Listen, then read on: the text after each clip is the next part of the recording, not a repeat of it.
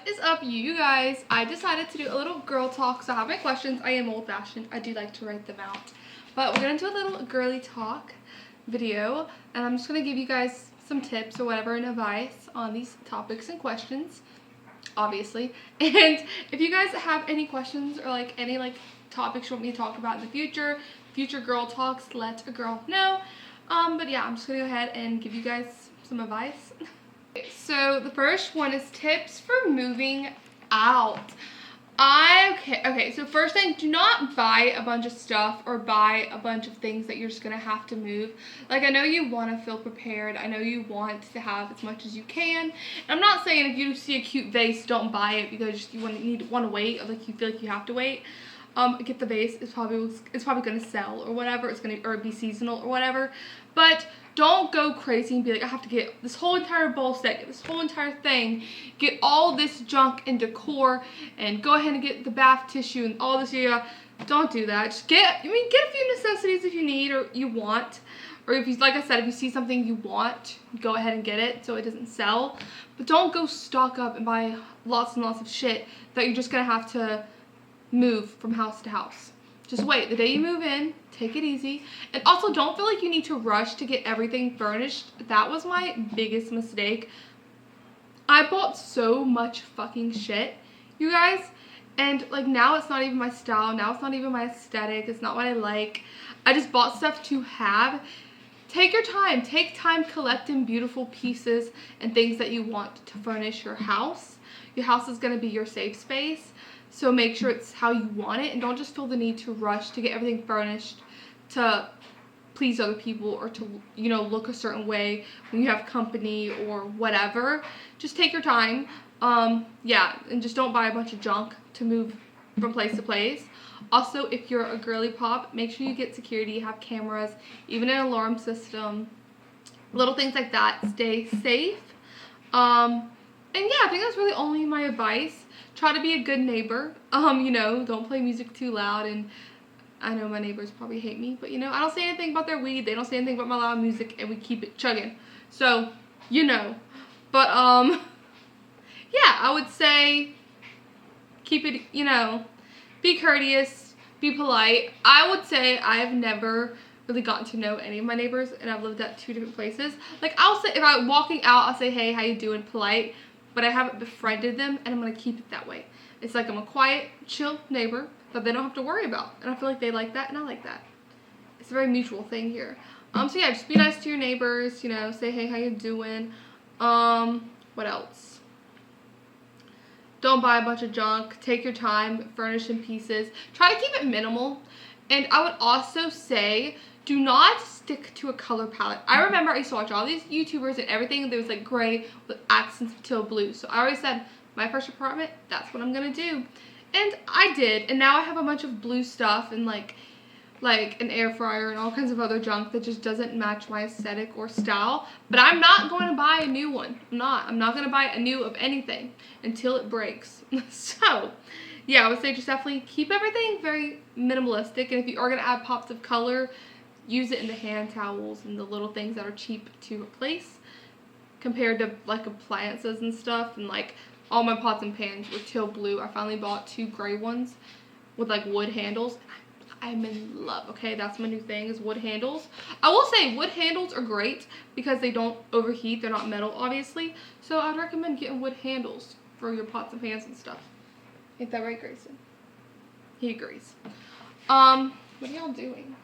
Hi? Y'all just vibing? Okay. He's sassy today.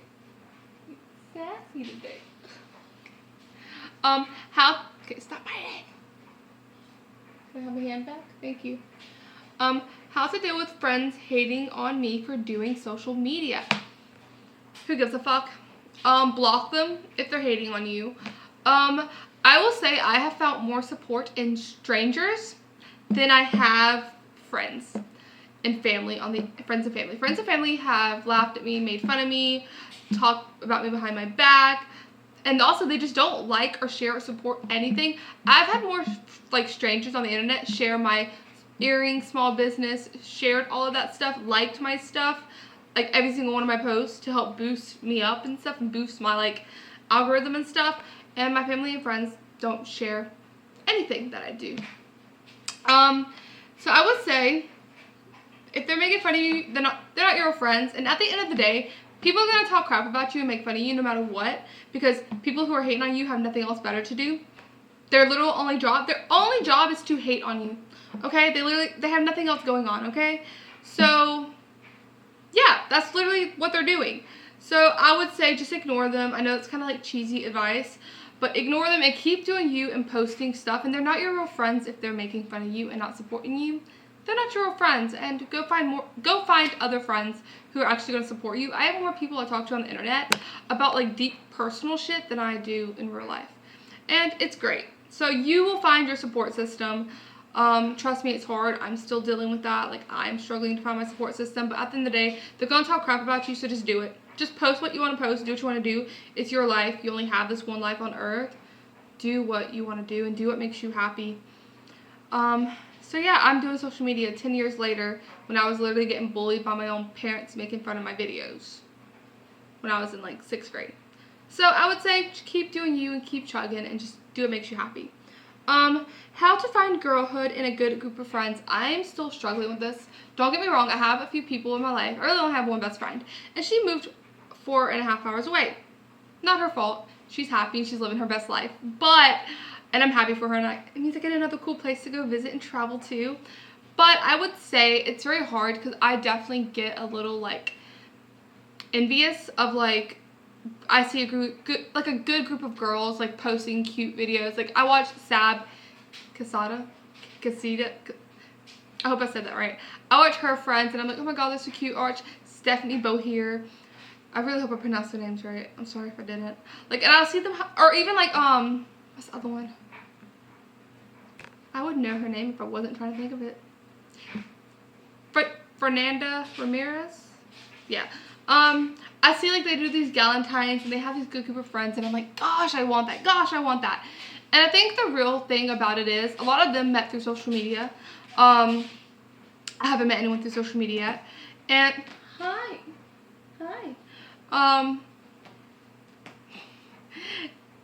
She lose my train of thought. And, you know, I'm still working on trying to meet people through social media and finding friends. I would say maybe, like, get on Bumble, and just put yourself out there. Join little groups, whether it's a Pilates class, and just try to talk to people in that same area. Go to, like, one of those wine and paints. You can always meet a nice group of girly pops there. Just go find a hobby or an activity. Find a Facebook group. There's so many Facebook groups of people. If you're a mom, there's niche like mom groups who do workouts and walk around and their kids get to play. There's all these little different things, and you just kind of have to really research and find a good group of people. And yeah, how to deal with a friendship breakup. Friendship breakups are harder than relationship breakups, and I will stand by that, because relationships, it's like, you know what, we didn't work out, we're not compatible, whatever happened in the breakup of the relationship. But as a friend, it's like, wow, like, you know what I mean? Because people don't work together as relationships, and that's just common. But a friendship is like, why couldn't we work? And you kind of have that, it's like a whole grieving process. And for me, there's been times when even if like nothing bad happened between me and this friend, we drifted apart or they stopped talking to me, and I just want to be like, why? Like, am I that bad? Like, that's just my own personal insecurity. I'm like, am I that bad? Am I that draining of a friend to make you not want to like be my friend, you know? And I would say something I started doing is journaling. I know it's like the most cheesiest, basic, trendy thing right now is journaling and junk journaling, but I started doing it and I started writing letters to people, which kind of sounds bad, and I did kind of scare myself. I'm like, why am I writing letters to people? That's weird. And I'm not like, even if I'm not gonna send it out to them and like show them like whatever, but I would say just kind of writing my thoughts out about our friendship and about what happened in the situation, and just, you know, even like apologizing if you did something wrong, or just kind of getting your thoughts out there about the friendship and about the breakup and how it affected you and how it hurt you. It's really good outlet to get your feelings out, and I definitely think that was a part of my grieving process of friendships and has helped me heal, because sometimes you're never going to get that closure. You're never going to get closure on what happened, and sometimes you don't even remember what you were fighting about. You just remember like you guys not just drifted apart and not friends anymore.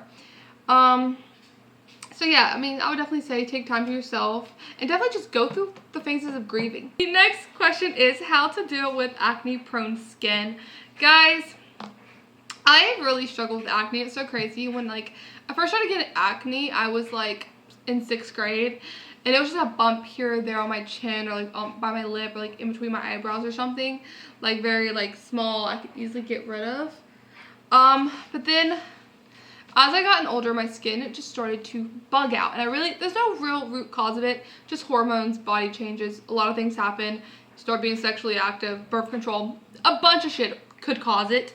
And it really started hitting me about like 18, 19, and then it kind of chilled out, and it gets pretty worse. It gets bad. Like, it gets bad about like a week or two before my period. Like, I mean, my skin is like bugged out, guys, okay? And then after that, it chills out once like I'm on my period, and then after that, it goes back to being just bugged out. Like, it's just bad, you know? And I'm just gonna be transparent with you guys. It's a struggle, and I do plan on filming a video about my acne journey and how I maintain it. But I would say the one thing is just keep it simple. I feel like a lot of the issues were like, I had pretty clear skin, right? I literally only used like the little like generic, it was a knockoff Neutrogena. It was Dollar General brand. It was like $2 or $3. It's all I could afford. Because I had to buy it like myself. My parents didn't buy stuff like that for us. Like, we had to buy our own healthcare stuff. So I would buy that, and it worked pretty good. Like, it kept my skin pretty clear. I was really impressed. And it really wasn't until I started using all these products that my skin really started to kind of freak the fuck out, you know? And I think I would just say keep it simple. You do not need all these products that these influencers and people are throwing down your damn like throats. Like, you literally have a face wash, okay? Wash your face with something. Find something that works for you. Typically get something that's very acne prone, like for acne prone skin. The only issue with acne product though, it will dry your skin out because it has all these like hyaluronic acid and all this other stuff that dries your skin out. So once you wash your face, use a moisturizer. Having good moisturized skin is really the key to good skin, as well as just make sure you drink your water and like all that. I know it's kind of like basic advice, but it's true. And yeah, also what you put in your body does affect your hormones, does affect your skin and all that. So make sure you're eating your fruit and veggies and stuff like that. But really, I would say the main thing is keep it simple. Also, change out your beauty blender and you wash your brushes. My thing is, I really don't think your beauty blender, like, I remember they used to promote that it's better than you're touching your hands because your hands are dirty, yada yada yada. No, it's not. It literally carries so much fucking bacteria, you guys. To me, it's better to use your hands, unpopular opinion, to use your hands, because you can wash your hands with like a non-scented soap, and you can put your foundation, put your concealer on, yada yada, okay? Use a few brushes for what you need. But really, to me, that's a lot cleaner if you just wash your hands before you do your makeup, compared to a beauty blender that's been inside of a bag, sitting on a bath counter, like, you know, all that. So, yeah. I would just say keep it simple. Have like a 3-step routine and keep it going. Is living alone scary? Good question. It could be. I remember the first few nights at my first apartment, I had my sister stay, and even at this apartment, I had my mom stay. Or it might have been my sister. No, actually, I was left here alone, and I was scared. Because, listen, because I think it's not really, like, I'm in a safe area. It's not bad, you know? But I think it's just being in a new, unfamiliar area, unfamiliar space. It hasn't become your safe space yet, so it definitely takes, like, weeks to get comfortable, to make it your home, make it feel like it's yours, you know? It kind of feels like an out-of-body experience, like you're just living in someone else's home. It's kind of like when you stay with a friend for the first time. It's very scary, and I'm not gonna lie. And I definitely say just do things that make you feel secure. Get a security system. Have a friend stay with you for a couple days. You know, just do little things. I will say I definitely think once I watch a scary movie, I'm definitely like looking over my shoulder. But honestly, it's really not. Once you get comfortable and you make it your home, it's not scary, and you're gonna enjoy it a lot. How to grow on social media. One of the key things to grow on social media, I hate to say it, is you have to buy into the trends. You gotta do the trends. You gotta do what's popular. Do the little dancing videos. Do even using like certain context words, like when demure was super popular, like saying that word put you in the algorithm, you know. I am just a girl trend, that's in the algorithm. Like girlhood's also in the algorithm. Girl dinner. You gotta buy into all the trends, as well as engagement. Engagement is super important. You need to comment on people's videos. You need to like, you need to engage with people. It just puts you and your like page out there. So yeah. How to deal with body insecurity. Good question, you guys. Body insecurity. We all are insecure, and obviously, like, we're all insecure about different things, but this one specifically is body insecurity. The cats are sleeping right now, and it's like the cutest thing. I'm sorry, I'm ADHD. Like, look how cute they are. I don't think you can see Star. Hi. Anyways, I would say, listen, I feel like beauty standards has ruined how we view ourselves. Like, to me, I wish we had people who were more built up and bulked up as our, like, influence, you know? People, okay, listen here. I use Marilyn Monroe as a good example. She was not a size 0. You know, she was gorgeous, but she wasn't a size 0.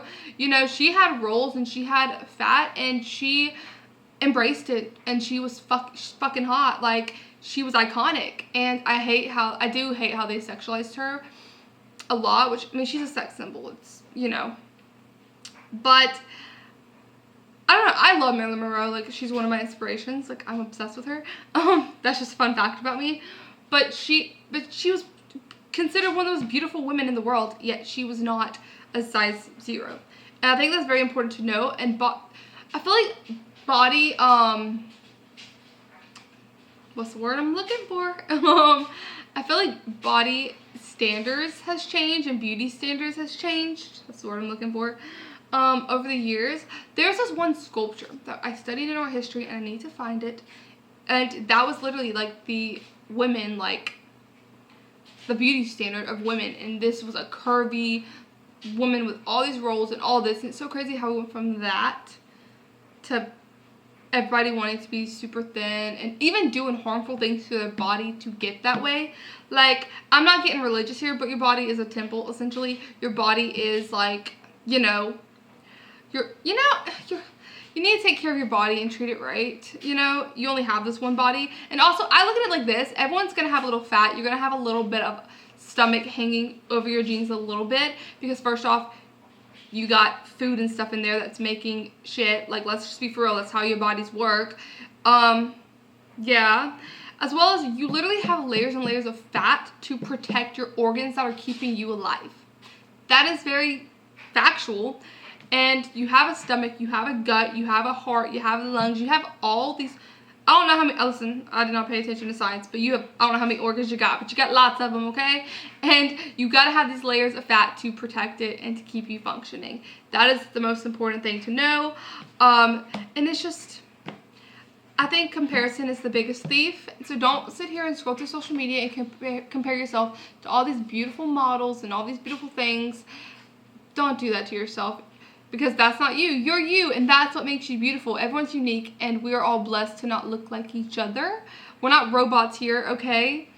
So don't compare yourself to anyone. Stay off social media. And if you are insecure about something, you can change it, and you can work towards having a better and healthier lifestyle. But look at it as you being a healthier lifestyle, not like, I need to lose 50 pounds.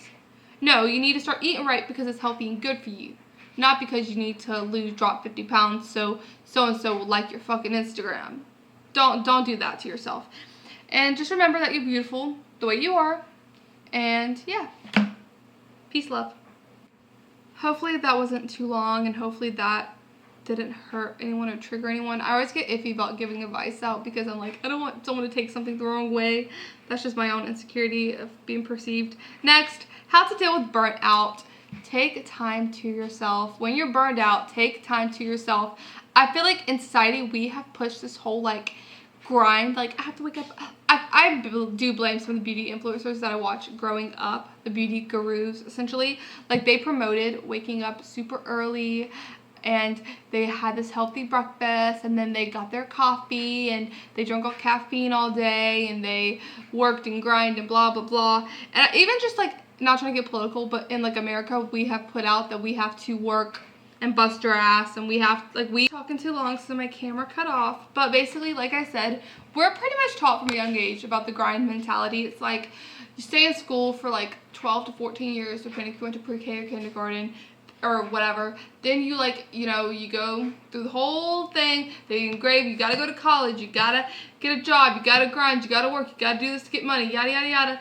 They engrave that in us at such a young age. That's all us humans know. And I would say, when you're feeling burnt out, it does not mean you're weak. It frankly means you've been strong way too long, okay? It means you've been working so freaking hard, you have not took a moment to yourself, and your body is finally breaking. And I would say, listen to your body, listen to what it wants. I'm the first to tell you, I work a lot. I work 50 hours a week. I do businesses. I'm trying to work on my social media. I do all kinds of stuff, right?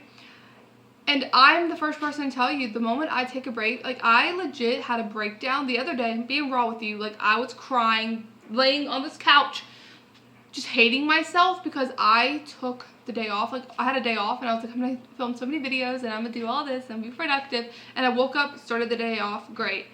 Then it's like a light switch went off, and I was depressed. And I laid in bed and scrolled, like, played on Netflix and, like, on my phone. And I literally hated myself and felt so guilty, and that could have just been like the OCD in me, but I was so guilty for like wasting my day. But I really do think that was my body's way of telling me, hey, you need to relax. And I would say, listen to your body and your mind. And when you're feeling burnt out, take time to yourself. Also, unplug, get off social media. That can be just as toxic. You know what I spent the other day doing, or yesterday doing? I literally spent it making clay models. And yes, I was filming it for videos, but it didn't feel like work. It was very therapeutic for me and just fun. And I would say, do things like that. Do the grandma activities, okay? Do the junk journaling or regular journaling. Do the little clay, little trendy clay things. Air dry clay is like $10 at Hobby Lobby or Michael's. Go, run. You know, do the beads, you know, like get the little bead friendship bracelets, or even like get into sewing, find a hobby or something, okay? Play the piano, do the grandma activities, buy the Sudoku book, buy the word search or crossword puzzles. Do those activities, okay? Just unplug for a little bit when you're feeling burnt out. Also, drink some water, okay? You've probably been caffeinated way too long. Next, how to deal with feeling behind in life. Why do you feel that way? Why do we feel so behind in life when it's our life? We're navigating our life, doing things at our pace. Why do we feel like we're behind in life? Like, I blame social media. I think social media has made us feel like we are failures. And also comparison. Comparison is the biggest thief of joy. So stop comparing yourself to people. I'm not trying to tell you to block people who do make you feel that way, but just, you might need to unfollow them. And it's not personal. You might like them, but they might have made you feel some kind of way, and you need to, and nothing's wrong with detaching yourself from that so you can grow and heal from whatever trauma you're going through. But I would say, I will tell you guys, literally, I will see 18-year-olds buying houses, and I'm like, what the actual fuck? I'm like, life is so unfair, and then I feel bad about myself, and then I get insecure. And I think one thing about it, like I said, it's mainly comparison, is these people came from a different life from you. Those people might have parents who help pay for half that house. They're not going to tell you that, but they might have put down half the deposit to help them out, or because that's what they promised they would do when their kid turns 18, you know? Or like if they're driving an expensive car, same situation. These people might have came from more, and I hate to say more is money, but typically in society, it is. Might have came from money. They also might have just had support. Their parents might be like, oh, you want to move to LA and pursue being in the entertainment business? Let's go. They might have believed in their child, and some people had the support from their family and friends. Some people had the money. People come from different situations, but why compare? Don't compare yourself to them. You're at your own situation. You're at your own pace in life. Everyone's at their own pace in life. Also, it's your life. I feel like that also goes back into just society's standards. It's like, oh, you gotta graduate college, get a job, buy a house at 24, have kids by 27, 28. Like, you have to do all this shit. No, you don't. everyone's life is different, and just because someone's going against society's standards and rules does not mean they're doing life wrong. We're all literally living a different life, and that's a beautiful thing. And so when you're feeling behind in life, ask yourself why. Because trust me, I went through this too. I graduated a year late, pissed about it. And then I'm like, I don't have a house. I don't, like, you know, and like, they're like promoting you need to buy a house. I'm like, how the fuck am I doing that in this economy? You know, like, so I think we all feel that way. And I do think it helps knowing that you're not alone. I love to watch more real YouTubers who are like, I don't know, authentically themselves, and they're talking about like what they're going through. I recently just found a YouTuber. I'm gonna gatekeep her just for a little bit until she posts more videos. She only has like 8. But I love her because she literally is just so real and raw with people, and I love that. So I think detach yourself from people who make you feel that way, and find people who are more in your situation and more like you, so you don't feel so alone. Because I think a lot of it is just like unhealed trauma, just feeling alone. And just know it's your own life. We're all doing this life for the first time, and we're all learning and navigating it, and you're not behind. You're on your own path. We're all on different paths and journeys. That was long-winded. Sorry. The next question is advice for college freshmen. Oh, upcoming college freshmen. Hi. I would say just be yourself. That might be the most shittiest advice. I always tell people it's the shittiest advice because no one knows who they truly are. Like, we're all learning, especially being a college freshman. You're probably cocky. You probably just started really driving, and, you know, you're just navigating everything. I would just truly say just go in, be kind, meet people. Even if you don't go to parties and like hang out, I personally didn't. I still met people, and I hate to say I met them, like I kind of really only talked to them through social media. I was very awkward and just to myself in my little bubble. That's just who I am. Just very socially awkward and don't know how to communicate with people. That's okay.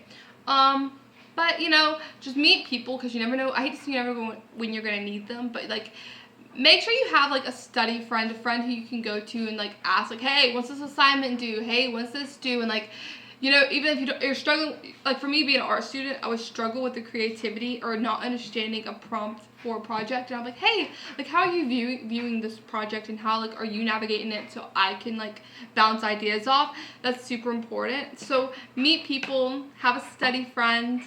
And really, like I said, just really meet people, because college, yes, is about the education, but it's also about connections. I'd say connections is the most important thing in life, because you two can help each other out, and even if you can find your support system and that girlhood that you want. So really just be kind and be nice to everyone, and just, you know, be yourself and just have fun. Like, college is for learning. It's an experience. You're paying to learn and educate yourself, and that's important. And also, it's going to be one of the biggest accomplishments you ever like do, because don't get me wrong, graduating high school is fun and cool, and not a lot of people do it, but it's pretty much just standard. But when you graduate college, you're legit paying for that. You're paying for your education. You are committing to it. No one's forcing you to do college. You want to do it, and it's a big accomplishment in itself, because that's like something that you did, you know, and you get to take pride in that. And so just have fun, learn, meet lots of people, and yeah. I'm feeling really down. Any advice? Any advice for feeling down and getting out of a slump? I think this goes kind of back to being burnt out. I really would just say, take time to yourself. So that's kind of my advice for everything, is to take time for yourself. But I would say you need to be alone to kind of grow and to kind of heal and to kind of put yourself together. But also, when you're feeling down, don't just isolate yourself into like a hermit and like shut people out. It's a balance. It's really a balance about life and really how you're feeling in that moment. If you're down and you're angry, I say stay to yourself, because you don't want to say things that you don't mean. You don't want to hurt anyone else. But sometimes you need to be around people. Sometimes you need to surround yourself with loved ones that can bring you, like, who can help you up. There's times when I'm just having the shittiest day and I'm just so down on myself. I'm like, I'm not happy in my career. I don't know what I want to do, and I'm stressed. And the moment like I come home, I'll start baking and cooking and cleaning and like preparing a little like girls' night with my nieces. And the moment they come over, it's like all my worries go away. Like, I'm just like playing with my girls. Like, even my littlest niece, she's like, Jessica, put your phone away. Put your phone away. We're watching a movie. Like, she was doing that all night the other day when I was like, I showed them Dr. Seuss, Cat in the Hat for the first time. they loved it. They were so freaking happy, and I honestly forgot all about the movie, like, the whole, like, scenario and point of view. Like, I forgot about it. I hadn't watched it since I was in, like, probably first grade. So, yeah, it was a really good time with my girly pops. But I would say really just find a balance of isolating yourself, taking time to get yourself together, and surround yourself with people who make you better and who heal you. I'm really guilty of, like, isolating myself and shutting friends out, and which is probably why I only have one best friend. Don't know why she hasn't left me yet. Love her to death. But, you know, yeah, it's just really a balance. So do things for you. Like, just try to do a lot of self-care, you know. Go get your nails done, do a face mask, do something that, like, makes you feel good. Hell, even putting on a little bit of makeup and getting dressed up will go a long way. Because that's another thing. Go take a cold shower. Wake yourself up, okay? Get yourself together. You look how you feel. Or no, you feel how you look. Is that the quote? I don't know. But pretty much, because if you're, like, walking around in your pajamas, you're just gonna, like, feel sluggish, feel like, ugh, you know? So, go brush your teeth, do your hair, put on a little bit of makeup, and get yourself together. And, you know, put on a little nice outfit, and you're gonna feel like you're doing something in life. It always makes you feel better. Next question is a relationship question. Is it okay to be upset or jealous that my partner follows so many gorgeous models and influencers and OF people? Guys, this is my thing. I'm one of those people who can see both points of view, which I fucking hate sometimes. Like, sometimes I wish I can just be, like, either narcissistic and only see my point of view, or just see other people's point of view and obliviously ignore mine. I don't know. Is it healthy to see both points of view? I don't know. A therapist, let me know. But for me, I'm not gonna lie. There's been times when I'm like, oh, he's following all of these red flag influencers. No. Like, he's following, and you guys know who I'm talking about. Like, you know the hot girls, okay? You know the hot girls that everyone's following, okay? And I'm like, I don't want to name drop because it might stir drama, but also I follow them, so what does that say about me? But I would say that, yeah, there's been times when I'm like, oh, you're following all of them? Like, what is it? You know, like, oh, it does trigger a little bit of, like, oh, like, anger in me. I don't know. Or I wouldn't even say anger. Maybe it's just insecurity. I'm like, oh, you following all these hot girls? And you're not looking at me the same way you're looking at them. You know what I mean? But also, I look at it like this. He follows all these OF and all these hot girls who do, like, who look hot in the kitchen baking videos and shit. And I'm like, what the I ain't gonna look like that. I'm gonna have plaid pajama pants. Maybe a crop top. Maybe. Okay? But most of the time, I'm in a freaking hoodie. But also, I kind of look at it, he's following all of them, but I'm following every athlete known to man because that's currently my type, I guess. Like, I've been thirsting over Jalen Hurts since freshman year, and he was in Alabama. You know what I mean? Like, I'm my boy. I be looking at Michael B. Jordan and Chris Evans' fine ass all the time. So, I mean, if I can follow them, he should be able to follow who he wants. But also, I will say, it does trigger a little bit of something in me. And I would like to hear a guy's point of view on it. Does that upset them that I'm following Jalen Hurts and A.J. Brown and Devontae Smith and every other, Lewis Hamilton? Guys. Love him. Would that upset a guy? You know what I mean? If I'm following all these hotties and, you know, does that upset them? I don't know. Let me know your opinion. But I will say, it's okay. Your opinions and your feelings are valid. And maybe even talk about it. Personally, if I was dating someone and he's following all these hot girls, I'll be like, do you actually know them? Or you're thirsting over them? Like, what's the deal? Why do you... Maybe I need to know context. Like, why do you follow them? Did you actually meet them and you're kind of friends with them? Or, you know, stuff like that. But, and he can ask me the same questions about certain people in my life. I don't care. I'll be transparent about it.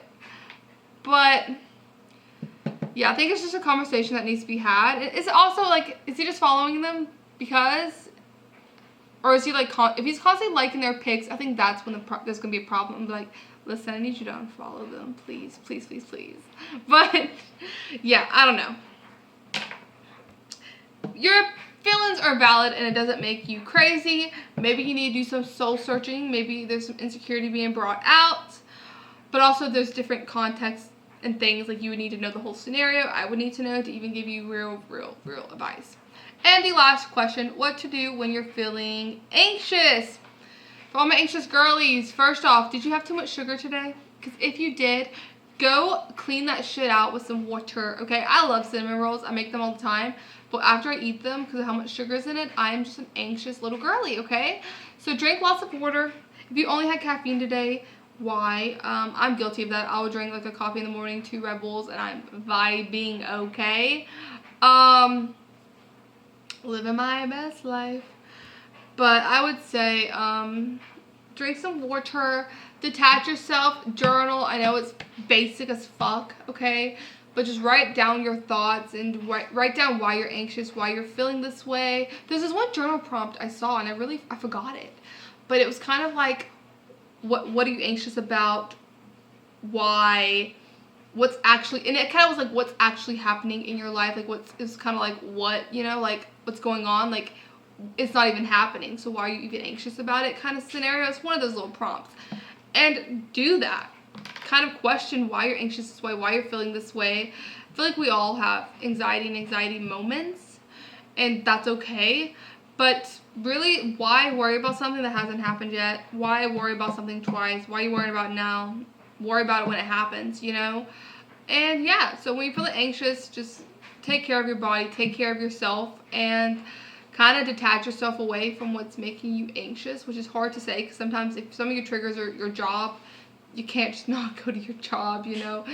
But if you're feeling anxious and like feeling like, oh, there's too many people or oh, this, that, just stay home. Or if you're feeling anxious inside of your home, get out. Go for a hot girl walk, you guys. It's starting to warm up outside. Go on that hot girl walk. But anyways, this video is really long. Hopefully you guys stayed till the end. If you did, I love you. And I will see you guys in the next video. Comment down below if you want me to do more questions. I might have to only start doing like 5-6 questions per video because your girl can talk. I love to yap. I love to ramble. It's my guilty pleasure.